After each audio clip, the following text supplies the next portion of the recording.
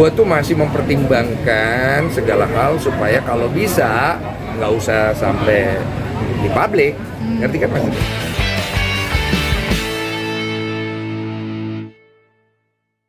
Tahun yang seperti apa buat Kodensu? Tahun 2024 tahun yang penuh dengan ujian, masalah, berkat nyampur semuanya. Dia lahir tahun ini.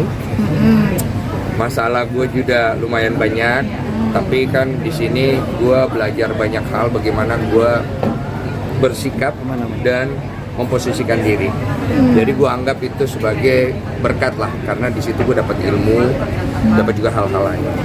Lebih dari itu sih gue syukurin aja lah, karena biar gimana gue juga nggak nyangka sih 2024 ini lumayan banyak sih hal-hal yang berangkat dari podcast yang kemudian jadi dinamika dan lain-lain yang harapan gue sih nggak kesana ya arahnya ya gitu. Kok kan lebih banyak berkecimpung di podcast sendiri. Gimana sih suka dukanya jadi podcaster sendiri dengan narasumber yang bikin pusing, yang akhirnya pada akhirnya viral di konten lu sendiri. Serba salah sis. Ini gue kasih tahu ya, gue nih ada satu, ini gue kasih bocoran nih. Ada satu bapak-bapak datang ke podcast gue cerita bahwa dia adalah ayah dari seorang artis lah. Gue itu udah podcastin beliau dan gue lihat isi podcastnya juga tidak menyalahkan orang, tapi dia menyalahkan dirinya ya. Intinya dia tidak menyalahkan orang, dia hanya menyesal gitu ya. Dia bercerita, namanya curhat bang ya, gue tuh dilema sampai hari ini karena gue ngerasa kalau podcast ini naik kan pasti ngaruh ke karir orang ya. Makanya gue menghubungi pihak orang itu untuk mencari cara, kalau nggak perlu naik nggak apa-apa, tapi paling nggak bapak ini amanahnya nyampe. Nanti kan maksudnya itu dilema banget sampai hari ini. Jadi gue tuh masih mempertimbangkan segala hal supaya kalau bisa nggak usah sampai di publik, ngerti kan maksudnya? Dan itu sering terjadi. Jadi gimana sih caranya? Waktu dulu yang, maaf ya, gue mengambil namanya Rizky Aditya. Dulu juga sama kan, waktu itu ada pihak yang berseberangan kan. Waktu itu podcast, gue hubungin Rizky, tapi Rizkynya bilang, it's okay bro, I'm fine, dinaikin gak apa-apa gitu. Jadi walaupun gue sebagai media nggak perlu minta konfirmasi, tapi gue masih ada hal seperti itu yang membuat gue dilema, ngerti kan dari pertanyaan lu. Jadi kadang-kadang posisi gue juga sulit, karena gue begini loh, gue nggak apa-apa kalau disalahkan, tapi jangan sampai orang kehilangan poin-poin daripada apa yang gue lakukan. Gue naikin sesuatu itu gue pikirin juga baik-baik, nggak mungkin nggak. Tapi gue juga nggak mau nih membela diri seolah-olah gue ini benar, karena gini loh, gue bikin podcast itu juga ada cari cuannya. Tapi kan gue udah bilang, gue tujuan pertama adalah bantu dulu. Kalau bisa cuan syukur, tapi kalau nggak bisa cuan ya kita bantu. Dan banyak dari podcast gue yang membantu itu tidak ada cuan karena dolar kuning. Gue tuh banyak banget ngambil yang yang diperkaos, yang ngerti kan? Pembahasan seperti ini itu dolar kuning. Dikit lah dapatnya. Bukan dikit, itu hampir tidak. Hampir nggak dapat. Nggak ada. Dari awal itu kita dolar kuning dan gue bisa kasih lihat bukti kalau memang diperlukan.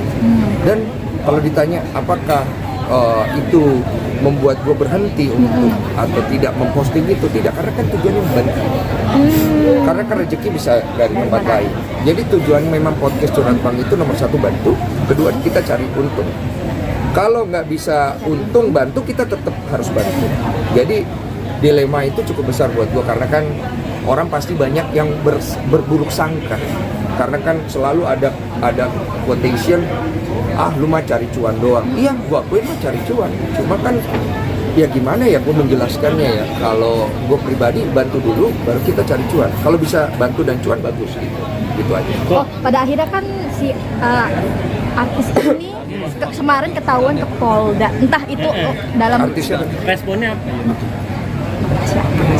Ya, yang bapaknya yang ini ke Polda anaknya. Entah itu mau buat laporan atau seperti apa. Ini menurut Kodensu seperti apa? Saya nggak tahu ya. Yang penting sih sebenarnya saya juga kemarin udah mencoba fasilitasi. Kalau beliau pengen dibantu mediasi diam-diam atau tidak perlu ada apalagi nanti penayangan di publik, saya oke-oke aja. Cuma kalau misalnya sejauh ini sih reaksi yang saya dapat Ya. ya tidak ada sih. Memang jadi waktu itu saya coba hubungi. NW nggak? Hah? Ngehubungin NW Kemudian dia bilang dia akan hubungi langsung. sampai detik ini. Saya kasih nomornya, tapi bapaknya bilang sampai detik ini belum dihubungi.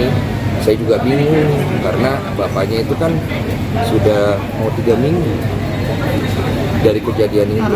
Saya juga bingung ngomong apa ke bapaknya, ngerti nggak maksudnya? Karena kan bapaknya di situ ada amanah dan posisi gue bingung gitu loh.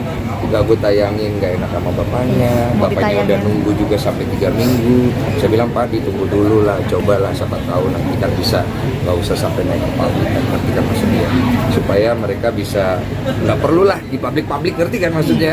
Gitu. Tapi memang sudah 3 minggu itu, bapaknya katanya ya, menurut bapaknya ya, belum dihubungi. Jadi posisi gue juga gak enak, ngerti kan? Jadi serba salah juga posisi gue. Gue jadi mikir kadang-kadang, apa mungkin karena itu ya teman-teman media kagak ada yang konfirmasi, dia main naik-naikin aja kali ya. Mungkin ya, karena gue tuh selalu menjaga, mengedepankan hal itu supaya paling enggak kan ada etika. Walaupun gue mungkin tidak perlu, tapi gue menganggap ya gue mikirin juga nih, jangan sampai orang yang bersangkutan kenapa-napa, atau jangan sampai narasumber yang gue ambil ini ternyata hoax. Ngerti kan? Itu yang juga gue hindari. Berarti belum tahu kapan akan naikin atau tidaknya. Saya sih jujur belum tahu sih, karena saya menghindari ada konflik yang keluar di publik ya. Jujur, gue cukup capek dengan konflik-konflik yang keluar di publik yang tidak ada solusinya gitu, termasuk mengangkat isu skincare kemarin. Dan makanya gue akhirnya setelah melihat dari dua sisi sudah, gue stop dulu deh. Arahnya mau kemana kita mau lihat dulu. Itu aja sih.